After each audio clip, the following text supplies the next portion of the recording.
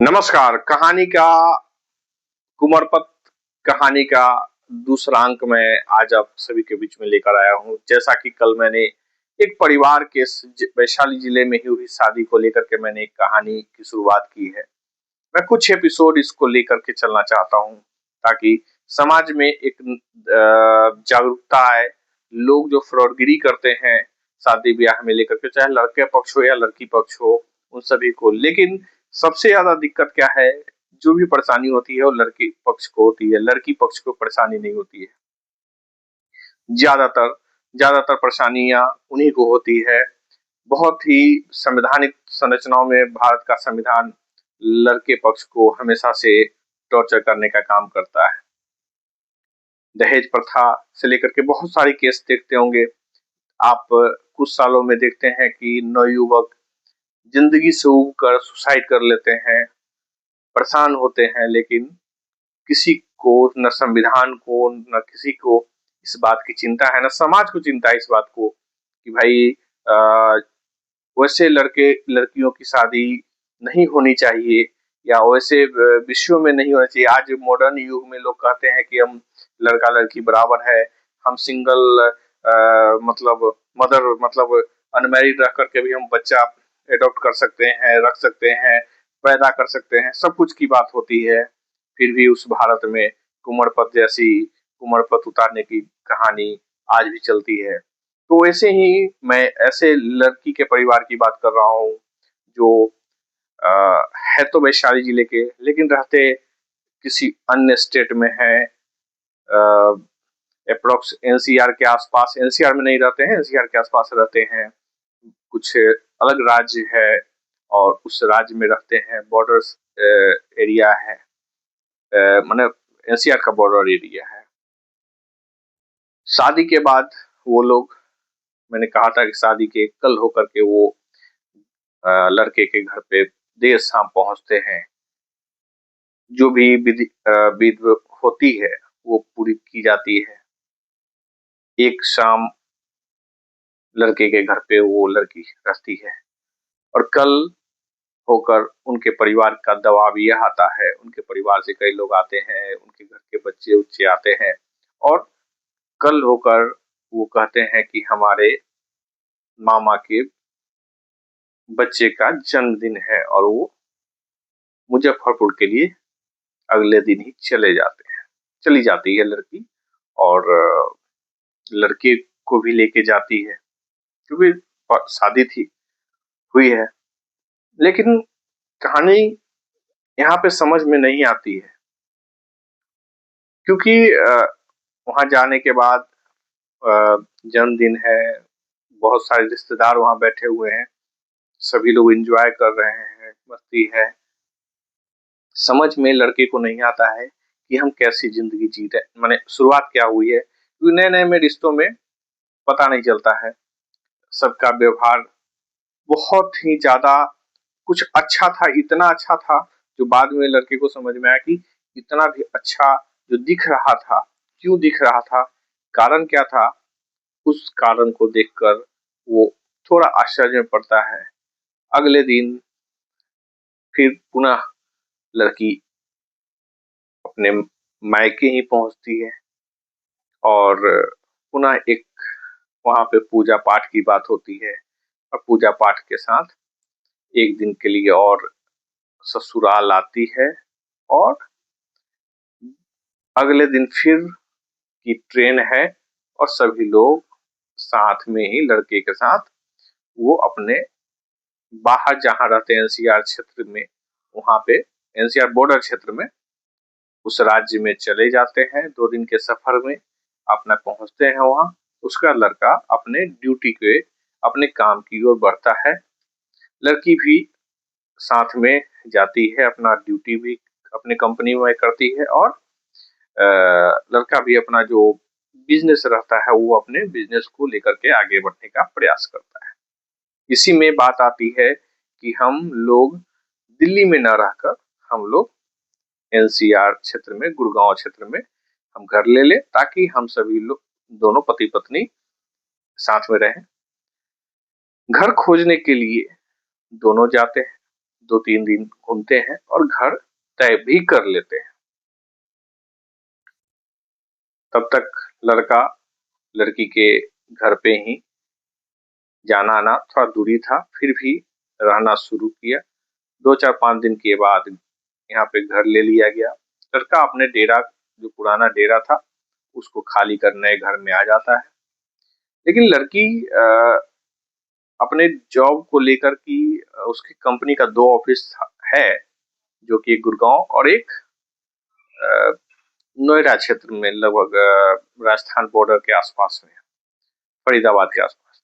तो गुड़गांव क्षेत्र में फरीदाबाद से ट्रांसफर कराने की बात करके धीरे-धीरे करते 15 दिन के आसपास टाल-मटोल होता है। लड़का प्रेशर डालता है कि भाई क्यों नहीं आ पा रहे हो, ट्रांसफर नहीं हो रहा है। ऐसे करते-करते जब बहुत ज़्यादा दबाव बनाता है तो ट्रांसफर अचानक हो की बात होती है कि हो जाएगा। 1-2 दिन बहाना किया जाता है कि फरीदाबाद में ही जाना पड़ेगा, और यानी रहना लड़की को नहीं था।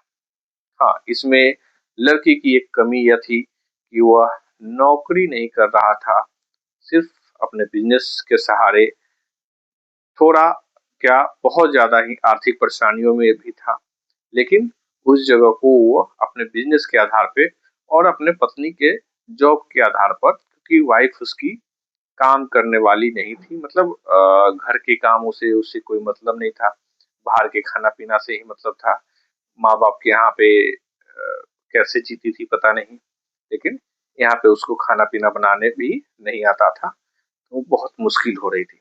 लड़के का आय थोड़ा कम था क्योंकि बिजनेस था, और इन सभी बातों को जानते हुए लड़की के पिता ने शादी की।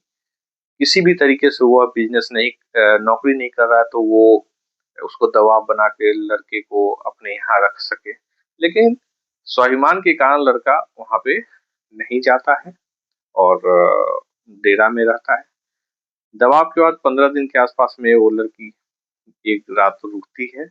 वह भी अलग-अलग रहना होता है, और जब एक दूसरे के पास आने का प्रयास होता है तो लड़की चिल्लाने और हल्ला करने लगती है, और बहाना होता है कि हमें जो सुख सुविधा चाहिए उस अनुसार आपके पास पैसा नहीं है, आप नहीं करती है, तुम काम नहीं करती है, तुम्हारे पास पैसा नहीं है। और इस बात को लेकर के वो हंगामा करती है और कल होकर के ऑफिस जाती है, ना खाना नाश्ता कुछ नहीं, सारी सुविधा लगभग होने के बावजूद कोई भी मतलब नहीं, और वो ड्यूटी जाती है और ड्यूटी से फिर अपने मायके, अपने पिता के जो घर है एनसीआर एरिया क्षेत्र में, जो बॉर्डर दूसरे राज्य का है, उसी जगह पे फरीदाबाद के पास चली जाती है। 2 दिन तक लड़के को कोई खबर नहीं, लड़के का फ़ोन नहीं उठाना, कुछ नहीं। फिर वो लड़का अपने उनकी अपनी सास से बात करता है। पता चलता है कि 2 दिन है यहाँ, तबीयत ठीक नहीं है, सो कुछ सुविधाएँ कम है, सो वो धीरे-धीरे पूरा हो जाएगा, तो आप आगे बढ़िएगा। कुछ सामान उन्होंने दिया था शादी में, वो गिफ्ट के रूप में वो कहा गया कि भाई आप मँगवा लीजिए वहाँ से, गाँव से। तो बिहार से मँगाने की बात हुई, वैशाली से मँगाने की बात हुई। लड़का उसको लेकर के कि भाई अभी कुछ पैसे कम है, बाद में आ जाएगा। लेकिन लड़की ने कहा कि हम पैसे दे देंगे, आप मँगवा लीजिए।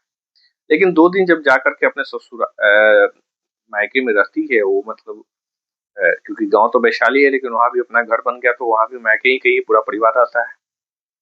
तो मायके से आने के बाद, मायके में ही रहने के बाद 2 दिन के बाद, जब वो 1 दिन और डेरा पे आती है, तो कहती है कि मैं पैसा नहीं दूँगी, आपको मँगाना है, तुमको मँगाना है तो मँगाओ, नहीं तो तुम जो नाटक करना है करो, हमको नहीं करना है, रहना है तुम्हारे साथ।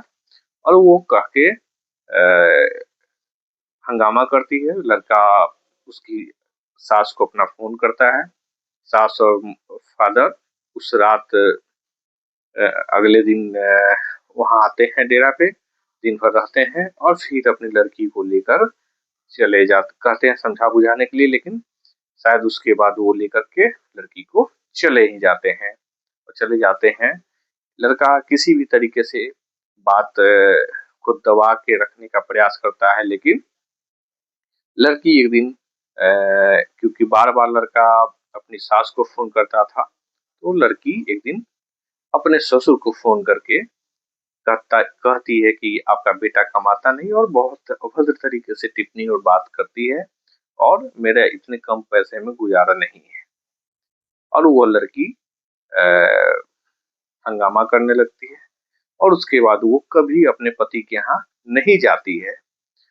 अब परेशानी ये हो जाती है कि तब बात खुलती है कि क्या दिक्कत है।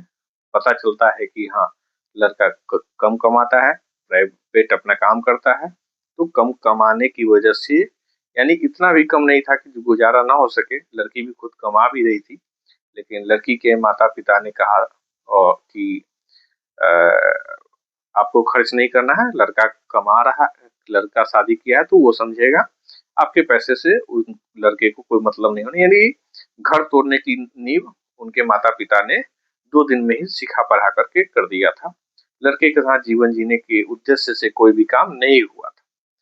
इस क्रम में बहुत सारी घटनाएं होती हैं, ऐसी ऐसी घटनाएं होती हैं जिस कहानी को मैं अगली कड़ी में रखूंगा। मैं यहाँ यही कहना चाह रहा हूँ कि कोई कम कमाए, ज्यादा कमाता हो, उससे परिवार का कोई लेना देना नहीं होना चाहिए। शादी विवाह, यहाँ तक ना लड़के वाले को कुछ पता था ना लड़की वाले को।